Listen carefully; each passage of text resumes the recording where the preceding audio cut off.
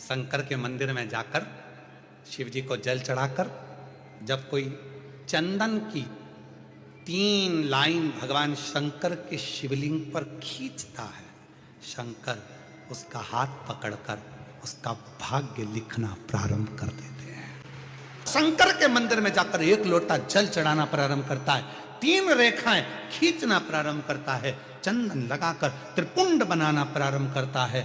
बाबा उसके भी जीवन में सुख हाथ पकड़कर देना प्रारंभ कर देता। यहां तक शिव पुराण कहती है अगर चंदन नहीं है, अबीर नहीं है, गुलाल नहीं है, रोली नहीं है, कुछ भी तुम्हारे पास में नहीं है, शंकर जी को तुमने जल चढ़ाया, जल चढ़ाने के बाद अगर चंदन रोली हल्दी कुछ नहीं है तो भी अपने हाथ की 3 उंगलियों से शंकर के शिवलिंग पर जब आप 3 रेखाएं दिल से हृदय से भाव से बनाते हो तो भी शंकर भगवान हाथ पकड़कर तुम्हारे भाग्य की रेखा बनाना प्रारंभ कर देगा। भाग्य की रेखा बनाना प्रारंभ कर देगा। अब खींचो 3 लाइन।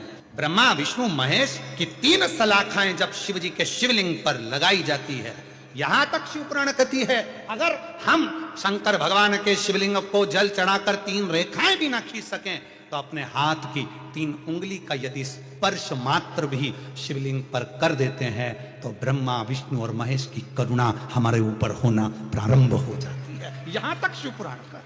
और कई लोग तो ऐसे हैं उनका आज तक हनुमान चालीसा पढ़ना नहीं है, आज तक कोई चालीसा, चाहे गायत्री चालीसा हो, लक्ष्मी चालीसा हो, शिव चालीसा हो, पढ़ना ही नहीं आती, बस बैठ गए भगवान के सामने और पढ़ लिया आसन लगा के। नहीं नहीं नहीं, चालीसा पढ़ने का भी एक नियम है। अगर कोई लक्ष्य लेकर पढ़ रहे हो तो उसका एक नियम है। पूरी जिंदगी पढ़ते रहोगे तो भगवान की प्राप्ति नहीं है, पर लक्ष्य लेकर अगर पढ़ा है आसन से, जिस भगवान की चालीसा पढ़ रहे हो उसकी मूर्ति या उसका फोटो आपके सामने होना चाहिए। एक घी का दिया, अगर हनुमान चालीसा पढ़ रहे हो तो या तो घी का दिया जलाओ, वो भी गाय के घी का हो, भैंस के घी का मत जलाना। हनुमान जी कभी प्रकट नहीं होंगे भैंस के घी से। घी का दिया लगाइए अगर चालीसा का पाठ कर रहे हो हनुमान जी का। और बहुत ज्यादा संकट है, बहुत ज्यादा परेशानी है तो हनुमान चालीसा का पाठ करो तो तिल्ली के तेल का दिया लगाओ, काली तिल के तेल का दिया, तिल का तेल का दिया हनुमान जी के सामने आसन बिछाकर। बहुत तकलीफ है तो 3 पाठ प्रतिदिन करो और एक आसन से जितने समय 9 बजे अगर आप बैठते हो पाठ करने तो 9 बजे ही बैठना है। 11 दिन तक प्रतिदिन 3 पाठ रोज करो। एक पानी का लोटा, कलश, तांबे का जल अर्थात तांबे का लोटा हो, स्टील का लोटा हो, तुम्हारे पास जो कलश हो उसमें जल भरकर, एक सिक्का उसमें पटक कर, एक लौंग पटक कर प्लेट से ढक कर रख दो और प्रतिदिन बस टाइम पर बैठकर पाठ करो। 11 दिन पूर्ण होंगे, जिस कामना से आपने पाठ करा है बस वो सिक्का, वो लौंग कलश में से निकाल लो, जल का आचमन करो और जिस काम के लिए करा है वो जल उस प्रयोग में ले लो। उस प्रयोग, किसी से बात करने जाना है तो वो जल पी कर जाइए, कोई से हाथ मिलाना है तो वो सिक्का, वो लौंग अपने हाथ में रखिए, अपने साथ रखिए। कई लोग कहते हैं हम तो बहुत दिनों से हनुमान चालीसा पढ़ रहे हैं, हम बहुत समय से राम रक्षा स्तोत्र का पाठ कर रहे हैं, हम बहुत समय से ये कर। अरे तो उसको नियम से तो करो। हनुमान चालीसा का प्रागट्य केवल एक दिल से की गई स्तुति। हनुमान जी महाराज की स्तुति, राम जी महाराज की स्तुति तुलसीदास जी ने केवल दिल से करी थी, केवल मन से। और ये नहीं कहते कि हनुमान चालीसा पढ़ोगे तभी भगवान, नहीं नहीं, आप दिल से अगर भगवान को पुकार लीजिए, आप दिल से पुकारो उसको, वो आएगा। नियम है महाराज, बहुत ध्यान दीजिएगा। पंचमुखी हनुमान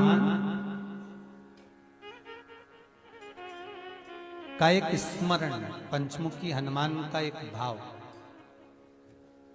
महाराज जैसे बहुत ज्यादा तकलीफ अगर व्यक्ति को हो गई है, बहुत कष्टमय जीवन चल रहा है, हार गए हर जगह से और तकलीफमय जीवन चल रहा है, तो पंचमुखी हनुमान का एक शिव महापुराण का और स्कंद पुराण का एक बड़ा सुंदर मंत्र है। उस मंत्र को आप सब एक बार हमारे साथ में बोलें। ओम नमो हनुमते रुद्र अवताराय सर्व शत्रु संहारणाय, सर्व रोग हराय, सर्व वशीकरणाय, रामदूताय स्वाहा।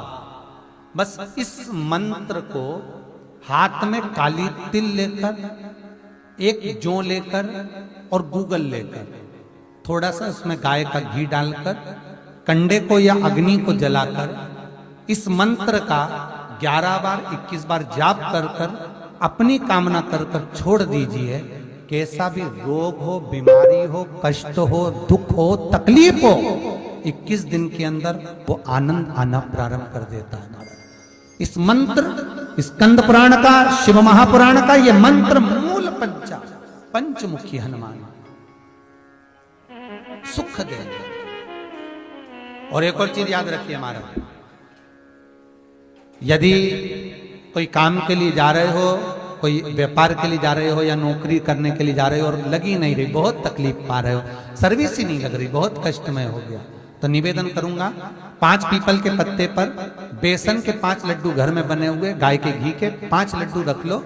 उस लड्डू के बीचों बीच एक आटे का दिया और उसमें तिल्ली का तेल डालकर इसी मंत्र का प्रयोग कर कर पंचमुखी हनुमान का किसी भी हनुमान के मंदिर में जाकर, दक्षिण मुखी हनुमान के मंदिर में जाकर उसको रख कर आ जाइए। इसके बाद आप उस काम के लिए जाइए, आपका काम सफल हो जाएगा। आपको किसी को नहीं कहना पड़ेगा कि हाथ जोड़ना नहीं पड़ेंगे, किसी के पांव नहीं पड़ना पड़ेंगे, तुरंत काम होगा।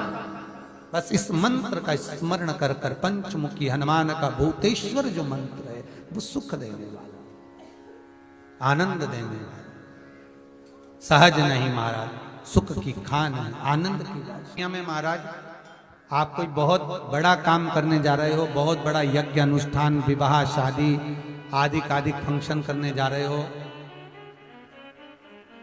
4 दिन 8 दिन के लिए आप घर से बाहर जा रहे हो और आपको लगता है कि घर में ताला कैसे लगाएं, तो निवेदन है एक तांबे के कलश में जल भर लीजिए और जल भरकर उसमें थोड़ी सी काली तिल डाल दीजिए, भूतेश्वर शिव का नाम लेकर। कौन से शिव का? भूतेश्वर, शमशानवासी भूतेश्वर शिव का नाम लेकर काली तिल डाल दीजिए, कलश को प्लेट से ढाक दीजिए, घर के किसी भी भाग में उसको रख दीजिए। उसके बाद आप चले जाओ। किसी की सामर्थ्यता नहीं है कि उस घर में कोई पांव रखे, किसी की सामर्थ्यता नहीं है।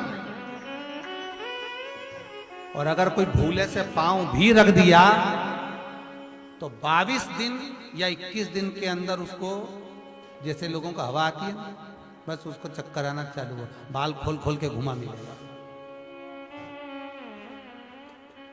शास्त्र प्रमाण करता है हमारा भूतेश्वर शिव। ये कलश जो होता है ना, जल का जो पात्र होता है, ये साधारण नहीं होता, सहज नहीं होता महाराज। जैसे आज आपने मेरी लाज रखी, रक्षा करी और किसी को आने नहीं दिया, विनती स्वीकार करना। आपका जल पात्र भूतेश्वर के नाम से काली तिल से जहां रखा जाए उस ग्रह में कोई प्रवेश ना कर पाए। शिव जी ने वचन दे दिया, मेरी चंडियां 64 योगनियां, डाकनी, पिशाचनी, चुड़ैल और भूत इस कलश के विराजमान होते ही सर्वस्व फैल जाते हैं, फिर अंदर कोई नहीं आ सकता, भीतर प्रवेश नहीं हो सकता। लगे तो उन्होंने हनुमान जी से कहा कि तुम क्या चाहते हो? हनुमान जी बोले मेरे को जाना है, क्योंकि जहां राम वहां हनुमान। हनुमान जी जब कहने लगे कि मेरे को जाना है, तो राम जी महाराज बोले नहीं नहीं हनुमान, तुझे सबसे ज्यादा प्रिय क्या है? तो कह राम। तो हनुमान तू कह रहा है सबसे ज्यादा प्रिय है राम, प्रिय है, तो एक बार जिस समय देवऋषि नारद का अपमान हुआ, विश्वामित्र बाबा का अपमान हुआ, उस समय पर एक राजा ने जब अपमान करा तो तूने उसको राम नाम लिखकर एक जगह पर बिठा दिया और कहा कि तू राम नाम जपते रहे। उसने राम नाम जपा। तब हनुमान याद कर, मेरे सम्मुख में तू खड़ा था और युद्ध होने वाला था, तो तूने क्या कहा था?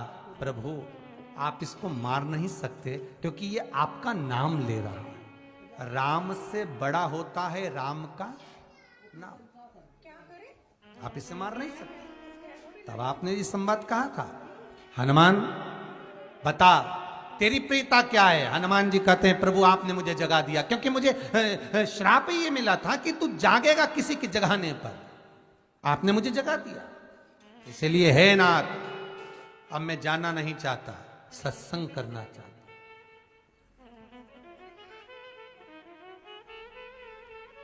श्री राम जी का चरित्र है। अब मैं सत्संग करूंगा, भजन करूंगा, नाम जाप करूंगा। पर राम जी जानते हैं हनुमान से कहा, हनुमान मेरा जाने का समय आ गया, मुझे तो जाना पड़ेगा ना। सीता पृथ्वी में चली गई, मुझे भी जाना है। मैं सरयू के जल में अपने प्राणों को त्यागूंगा, मानव का शरीर है, इसको त्यागना तो पड़ेगा ना हनुमान। हनुमान जी बोले तो त्याग दो, त्यागने में क्या दिक्कत है, त्यागो आप तो। पर दिक्कत एक बहुत बड़ी है।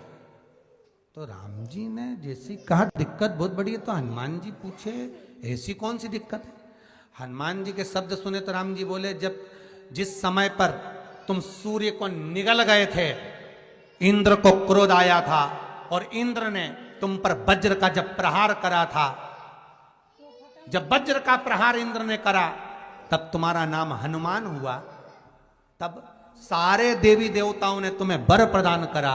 उस जगह पर यमराज भी खड़ा था, तो यमराज ने तुम्हें वर दिया था कि जहां हनुमान होगा वहां यमराज नहीं होगा।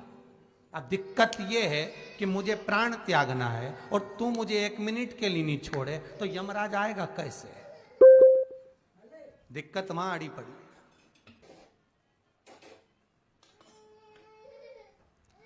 हनुमान जी मुस्कुरा के बोले राम जी महाराज से, प्रभु मैं आपके बिना रह नहीं सकता। तो राम जी बोले, मैं भी जानता हूं कि तू मेरे बिना नहीं रह सकता, पर एक काम तो कर सकता है ना। क्या? मैं अगर कोई काम बताऊंगा तो तू करेगा कि नहीं करेगा? हनुमान जी बोले, आपका काम और मैं ना करूं, ऐसा कभी हुआ है? जरूर करूंगा। ठीक है। बस अब राम जी महाराज ने सोच लिया कि हनुमान को जाने से पहले काम पर लगाना। अब वो कौन सा काम था? बोलो रे भाई। हनुमान जी को कहां काम पर लगाया राम जी ने? किस जगह पर काम पर लगाया? अरे सभी ने रामचरितमानस सुनी है, खूब सुनी, जल्दी बताओ। राम जी महाराज ने प्राण त्यागते समय, सरयू जी में प्राणों को देते समय, राम जी ने हनुमान जी को किस काम में लगाया था?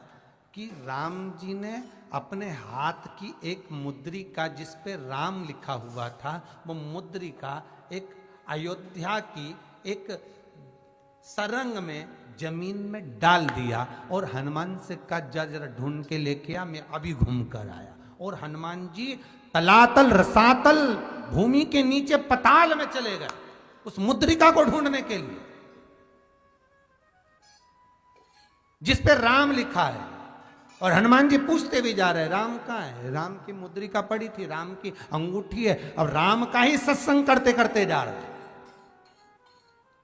और राम जी चले गए सरयू, क्योंकि हनुमान अगर होगा तो यमराज नहीं आ सकता। हनुमान को यहां से हटाना पड़ेगा, तब यमराज लेने के लिए आ सकता। तब यम आए, और क्योंकि यम अपने नियम को धारण करेगा, चाहे कृष्ण हो चाहे राम। वही बात फिर याद कर लीजिए,